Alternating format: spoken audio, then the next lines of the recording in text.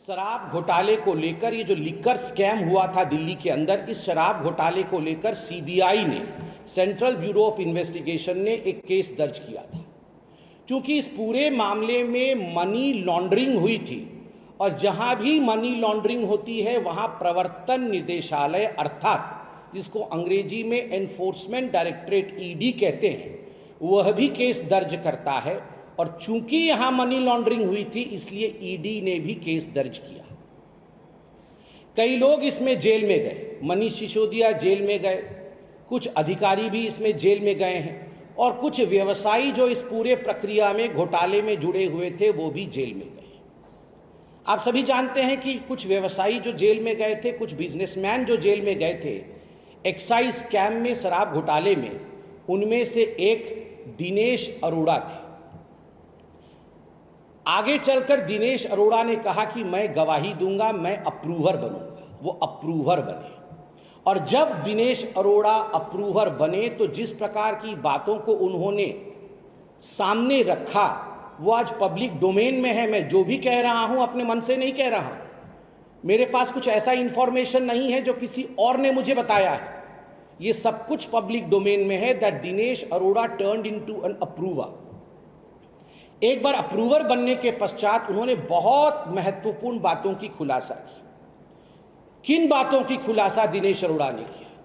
दिनेश अरोड़ा जो अप्रूवर है उसने कहा 2020 में 2020 में संजय सिंह जी ने फोन किया दिनेश अरोड़ा को और संजय सिंह जी ने मुलाकात की दिनेश अरोड़ा के साथ। दिनेश अरोड़ा जो बिजनेसमैन है, जो रेस्टोरेंट चलाते हैं दिल्ली में, उनको संजय सिंह जी ने 2020 में फोन करके कहा कि चुनाव दिल्ली के आ रहे हैं, मोटा पैसा इकट्ठा करना है, आप रेस्टोरेंट और बार वालों से बात करो और ये पैसा इकट्ठे करने का काम करो।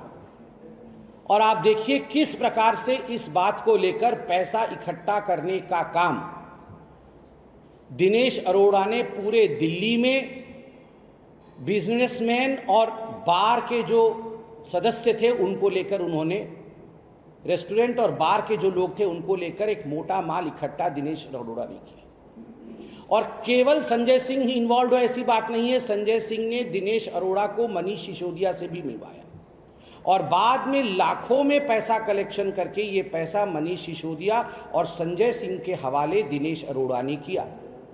बदले में क्या मिला? बदले में दिनेश अरोड़ा को क्या मिला, जिसको अंग्रेजी में क्विड प्रो को कहते हैं। आप अगर चार्जशीट पढ़ेंगे तो दिनेश अरोड़ा खुद स्वीकार करते हैं कि उनका कोई मामला एक्साइज डिपार्टमेंट में फंसा हुआ था। Some of his issues were stuck in the excise department. और बदले में दिनेश अरोड़ा ने कहा मैंने मोटा माल इकट्ठा किया है, ये पैसा मैंने मनीष सिसोदिया और संजय सिंह को दिया है संजय सिंह के कहने पर, तो मुझे इस एक्साइज के केस से निकाला जाए, मुझे इस एक्साइज के काम में मदद की जाए। मनीष सिसोदिया ने संजय सिंह के कहने पर एक्साइज के केस में मदद करते हुए दिनेश अरोड़ा को मदद दिया। तो आप सोच के देखिए किस प्रकार से एक क्विड प्रो को का मामला बनाया गया, किस प्रकार से इस विषय को एक दूसरे के लिए मदद की गई। बंधुगण, मुझे तो बड़ा आश्चर्य लगता है कि इतना बड़ा मामला होने के बाद भी जब जनवरी में एक्साइज डिपार्टमेंट ने, ईडी ने संजय सिंह के नाम को अपने चार्जशीट में दाखिल किया, चार्जशीट में लगाया, उस समय काफी हंगामा और बवाल कटा। आपको याद होगा संजय सिंह जी ने प्रेस कॉन्फ्रेंस किया था और कहा था कि ईडी ने गलती से मेरे नाम को अपने चार्जशीट में लिखा है। केवल संजय सिंह नहीं, अरविंद केजरीवाल जी ने भी कहा कि संजय सिंह ने हड़का दिया ईडी को, पैंट गीली हो गई इत्यादि इत्यादि। मगर वास्तविकता यह थी कि ईडी ने संजय सिंह जी के नाम को अपने चार्जशीट में 4 जगह लिखांकित किया था। The ED had put the name of Sanjay Singh at 4 places, जिसमें से 3 जगह सही था, 1 जगह टाइपो एरर होने के कारण नाम जुड़ गया था, जिसको कि कोर्ट में ईडी ने कहा कि 3 जगह जो संजय सिंह के नाम को लिखा गया है ये सही लिखा गया है। उसके बावजूद जिस प्रकार का ड्रामा संजय सिंह, अरविंद केजरीवाल और आम आदमी पार्टी ने किया है, यह सब आप देख सकते हैं। आपके सामने अरविंद केजरीवाल और संजय सिंह ये झूठ बोल रहे थे कि ईडी के चार्जशीट में उनका नाम नहीं था।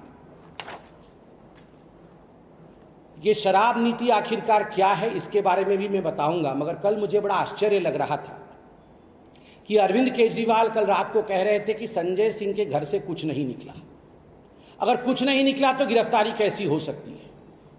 आप मुझे ये बताइए कि जो पिक पॉकेटर होता है, जो जेब कतरा होता है, जब जेब कतरा पकड़ा जाता है तो उसके घर से, उसके जेब से बटुआ निकलता है, उसके जेब से एक पर्स निकलता है। जब चेन स्नैचर पकड़ा जाता है तो उसके घर से, उसके जेब से वो सोने की चेन निकलती है जिसे छीन के वो भाग रहा होता है। जब चिंदी चोर पकड़ा जाता है, छोटा सा चोर पकड़ा जाता है, तो उसके घर से टूटी, बकेट, जो इत्यादि वो चोरी का सामान इकट्ठा करता है, वो चोरी का सामान निकलता है। जब डकैत पकड़ा जाता है तो उसके घर से छर्रे और कट्टे पकड़े जाते हैं। मगर जब भ्रष्टाचार का डॉन पकड़ा जाता है तो उसके घर से बटुआ नहीं निकलता, उसके घर से चेन नहीं निकलता, उसके घर से कोई चोरी का टोटी नहीं निकलता, उसके घर से छर्रे और बंदूक नहीं निकलते, उसके घर से इंक्रिमिनेटिंग डॉक्यूमेंट्स अर्थात दस्तावेज निकलता है। दस्तावेज जो कई बार मोबाइल फोन के अंदर और कई बार लैपटॉप के अंदर बंद होता है, ऐसे दस्तावेज निकलते हैं।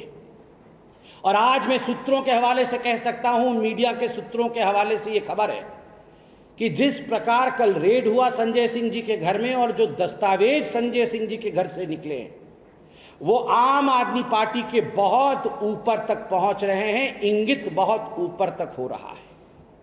As far as the incriminating documents that have been procured from the house and the premises of Sanjay Singh is concerned, as far as media sources are to be believed, they say that these documents are going to increment, these are going to, in fact, ये फंसाएगी, ये किसी न किसी ऐसे व्यक्ति को फंसाएगी जो आम आदमी पार्टी के चेन में बहुत बड़ा है।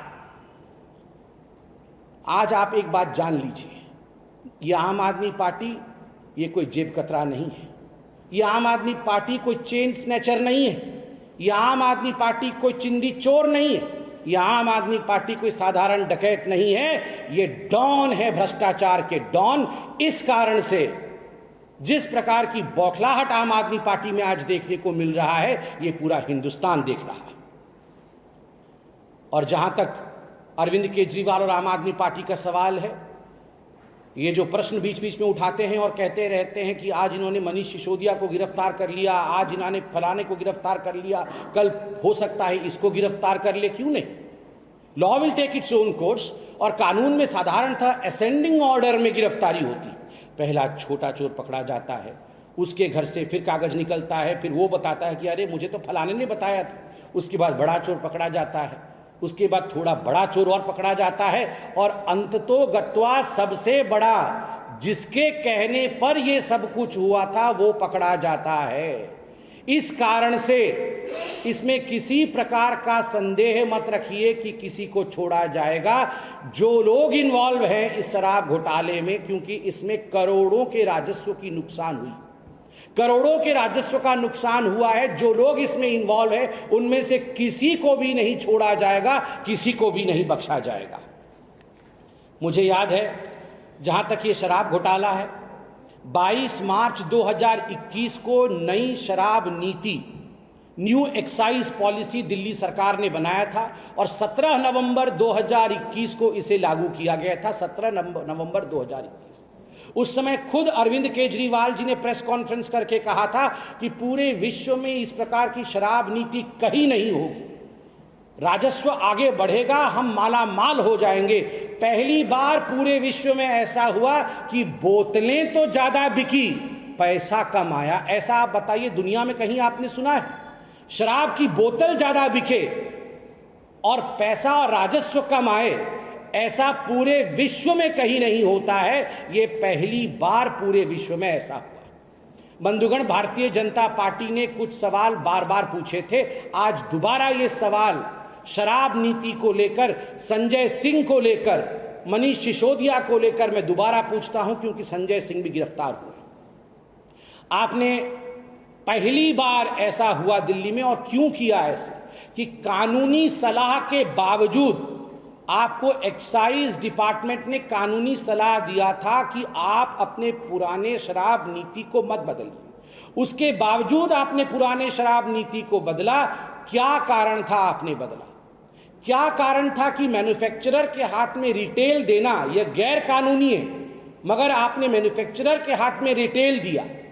क्या कानून था कि पहली बार हिंदुस्तान के किसी राज्य में ऐसा हुआ कि पहले शराब पे कमीशन 6% का होता, 2% का होता था, माफ कीजिएगा, पहले 2% का कमीशन होता था, उसे बढ़ा करके 12% का कमीशन किया गया, और उसमें से राउंड ट्रिपिंग करके 6% आम आदमी पार्टी के ट्रेजरी में जाती थी, आम आदमी पार्टी कमाती थी।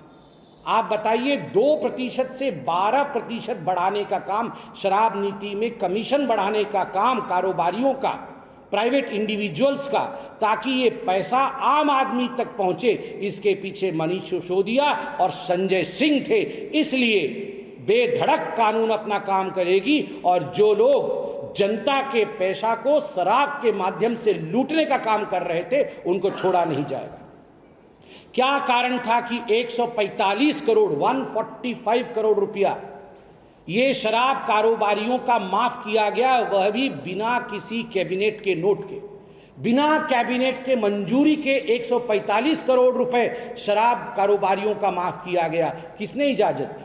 अगर संजय सिंह जी और मनीष सिसोदिया इसमें रिस्पॉन्सिबल है, तो क्या कानून उनको छोड़ देगी, या कानून का हाथ इनके गिरेबान तक पहुंचना चाहिए? एयरपोर्ट जोन में एयरपोर्ट अथॉरिटी ने शराब के ठेके खोलने को मना कर दिया। उसके बाद 30 करोड़ रुपए एयरपोर्ट जोन के जो लाइसेंस होल्डर थे शराब की दुकानों, उनको आपने वापस कर दिया, जबकि ये पैसा जब्त होना चाहिए था। ये 30 करोड़ रुपए जनता का आपने वापस क्यों किया अपने मित्रों को? इसका जवाब संजय सिंह दे।